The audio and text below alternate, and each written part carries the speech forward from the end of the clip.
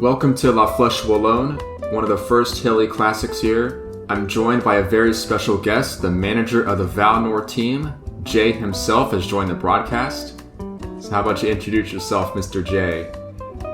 Hello, I am very glad that Charles invited me for this season. I was previously invited to another season, but I believe I had sort of plans then. So I'm very thankful for the opportunity to participate in this season as the Vallnord team and to, as the wiki says, really put in my weird league picks into kind of cycling picks. So, yeah. Well, it has definitely worked out so far because you are currently in second place on the leaderboard, and that is defying all preseason expectations. You got a lot of flack for throwing your first round draft pick in the trash can by picking one of the worst riders, but all your draft picks after that, very, very productive. But in the meantime, in La Flèche Wallonne, under 70 Ks to go in a leading group of 6 with Otis Grimsby, Lachlan Baines, Marcel Lefay, Erlens Berzens, Ernesto Martinez, and Andreas Stumpfegger. So they lead by just under 3 minutes. The Futuro Forestall teams and the Natalia teams doing most of the work here. So how do you feel about your team's performance so far this season, Jay? I am fairly satisfied. I mean, I do want to aim for first, but I think that is to come. I don't think it's necessarily a free thing as much as I would like to say, but rather I think it ultimately comes down to some of my glass cannon riders, such as Supachok, really putting in the work and giving a strong performance for where it matters. And maybe Loikin and Sofiane to be really pulling consistent wins. Not to kind of underpace kind of some of my other riders, because I believe other riders have also put in some work as well. But those are the main riders that come to mind when I think of the main achievements that my team has achieved. It's been a very balanced attack for Vallnord. You've won a number of classic races, including that great upset in Strada Bianca with Samuel Uda. And you have one of the big favorites today, Jeroen Loikin, who I think is the rider on the shoulder of Jonathan Kaiser there. So he's riding towards the front here. And this is a very good finish for him. In fact, we're looking at a preview of the finish now atop the Mur de Huy. A very steep climb. It's often called the longest kilometer in cycling. So we'll pass the finish line one more time before the actual finish, a bit of a circuit course, and back up with the leaders now. How do you feel about Loikin's chances today? So, looking at the course, I believe that he is at an advantage in terms of what he specializes in with the kind of consistent terrain of going the upper inclines and the declines in the course, so not being an entirely flat course, which would go into Supachok's streets. However, I do see a lot of other riders besides Vallnord leading, and would say that I would not be surprised if other teams pulled off more of a consistent kind of win or getaway to counter Loikin's progress. This race tends to get very chaotic in the last 20 kilometers, very difficult to control on the last couple of climbs, but if Loikin is in that front group at the bottom of the last climb of the Mur de Huy, then he'll have a great chance to pull it off.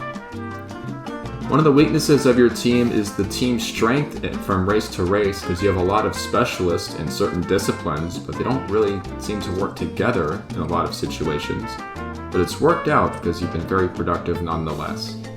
A big contrast from teams like Kyoto, who are the team in first place, who are pretty much good at everything, but hard to say they're elite at anything except time trials.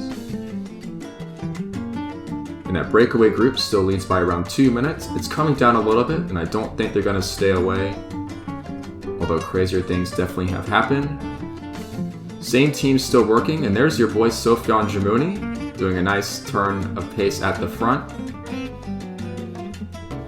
Doing some work in the wind to help out his team leader, Jeroen Loikin. Oh, we get an attack here. Now, some pedals turned in anger to Odo Schmid. I think Rico Rudiger tried to follow him.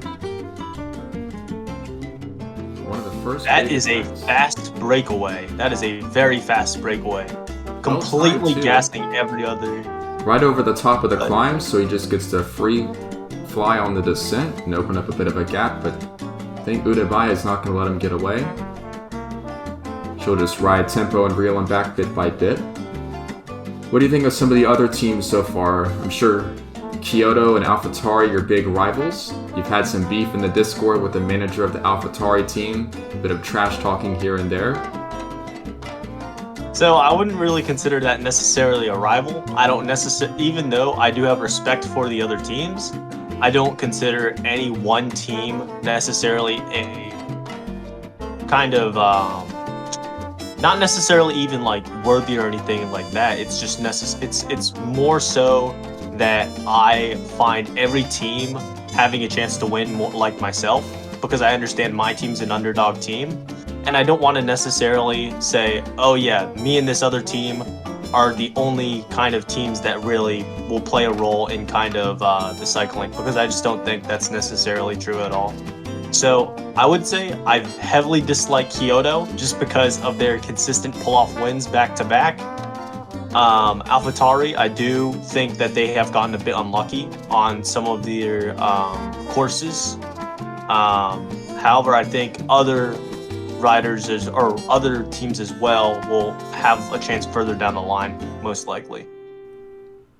Indeed, we're still in the first half of the season. We're approaching the midpoint now because after this classic, we have Paris-Roubaix, which is the second Monument Classic. And I think you know very well as your own rider, Jerome Moikin, launches an attack here. So we'll hold that thought.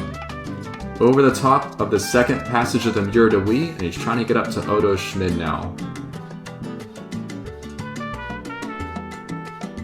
Demetrius Jonas of Doimo looking to pull it back. But the next race, Paris-Roubaix, another Monument Classic, and your team won the first Monument with Supachak Shrativat.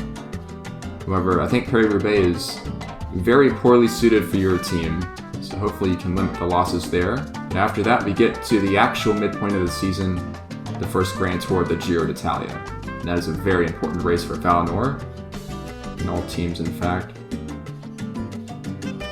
Well, Jerome Moikin tried. Do you think that was a good move?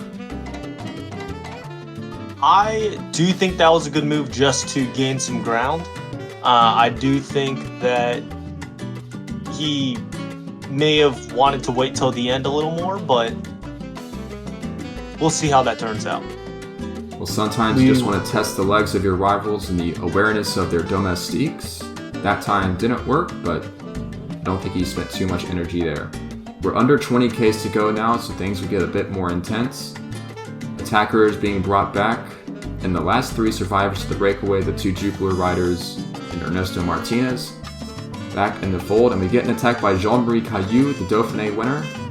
He's set up in a counter move by Yevgeny Balashkov, the rider who threw the Dauphiné. That's Giovanni Canali who's gone with him. And from here on out, riders constantly will be trying to get off the front of this peloton.